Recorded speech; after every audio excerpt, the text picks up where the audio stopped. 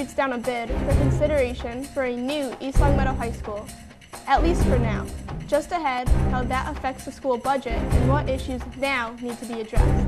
Also, at this week's school committee meeting, tackling the issue of opiate use in town. The police department and local authorities say it is a big issue. We have the latest. And a big week in sports as hockey and boys Spartan basketball get a few big wins on the board. All that and more, just ahead on ELCAT News Update.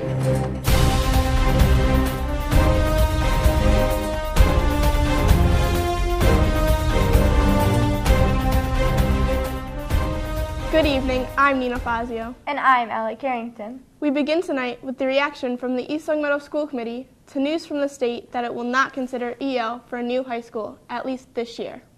East Longmeadow submitted a study of the aging high school last fall to the State Department of Education. However, the state rejected that bid this time around. The school committee and superintendent say they will resubmit for next year, but in their meeting earlier this week, they agreed that they may need to shift their list of budget priorities for this fiscal year.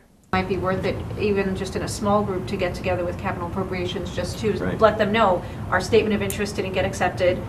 What are we doing as a town to really take care of all these other needs that we have, because they're not small numbers. These are big ticket items. Yeah, they're not going away. The budget will be the subject of next meeting scheduled for later this month. Also, at this week's school committee meeting, members tackled the tough issue of opiate use in town. Authorities say it is a problem here in East Longmeadow and in many communities throughout the state, and for that matter, the entire Northeast. At the first school committee meeting of the new year, members heard a presentation from the district health staff about their efforts to address what they call the epidemic of opioid use in communities around the region and the state. Health officials say the number of deaths associated with the spread of prescription pain drugs and cheap available heroin have created a public health emergency in the state.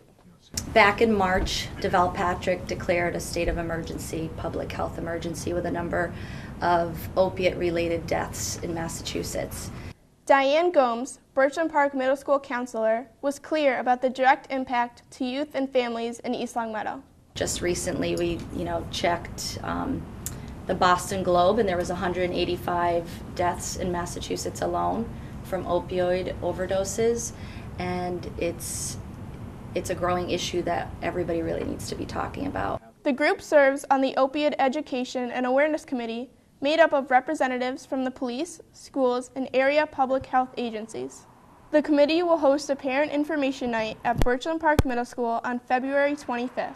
The group also plans to broadcast a panel discussion on ELCAT in the upcoming weeks. The director for the East Longmeadow Recreation Department has a new title. No, he is not leaving our town, but has added president of the Pioneer Valley Park and Recreation Association to his list of titles. The association voted in Colin Jury to the job of president earlier this month, a position he says he is very excited to begin. The Pioneer Valley Park and Recreation Association, we actually lost our president. We had a president for, if I had to say, he was the president for over a decade, and that was Ray Ellerbrook. And Ray, being, I think, the grandfather of recreation for our area, everyone kind of didn't know what to do. So I threw out an email to everyone and kind of just said, hey, we need to get back together. We need to, have a meeting. We need to get up and running again. So I did that, and we had 9 people show up, so that was good. And then at our holiday meeting, there was 25 people or so that came, and they decided, I guess, I was the guy to be the next president. So it's kind of an honor to be the next person after Ray, being who he was for recreation. So I'm really excited to take on the role. What exactly is the Pioneer Valley Parks and Recreation Association? The Pioneer Valley Park and Recreation Association is essentially a group of recreation directors and DPW directors that are housed right here in the Pioneer Valley. So if you look at it, there's the New England Park Association, and then there's the Mass Rec and Park Association, and then there's the locals, the Pioneer Valley.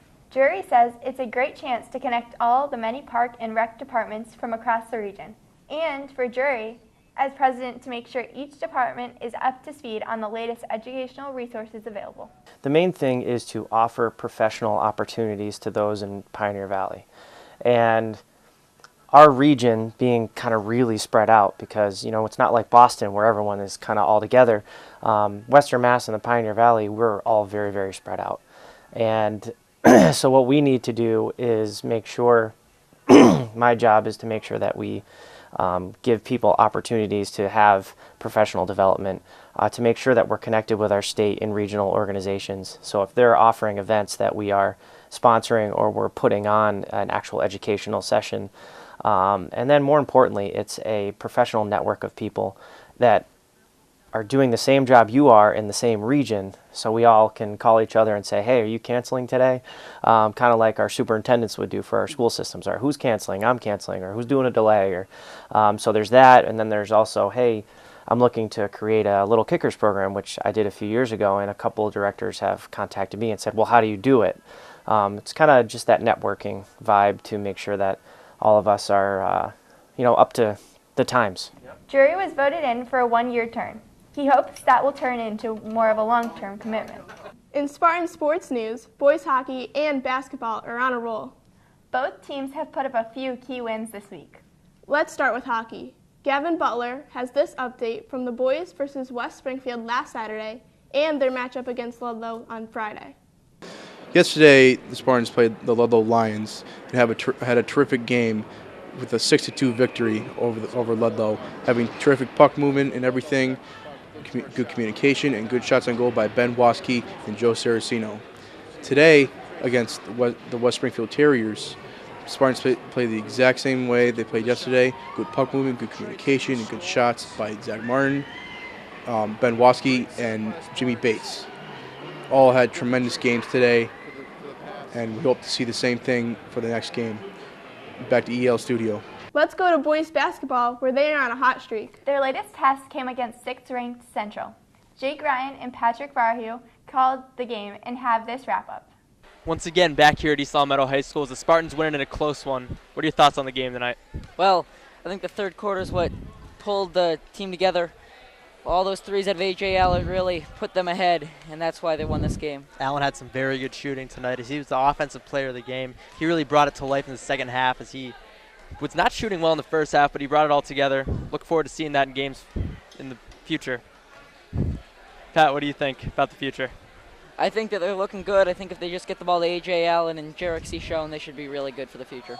Allen, when he's on, he's on. He showed that tonight. Spartans winning in a close one, 68-63. Back to you guys. The boys are now 3-4 on the season. Well, that will do it for us tonight. Thanks for watching ELCAT News Update. I'm Nina Fazio. And I'm Allie Carrington. Until next time, good night.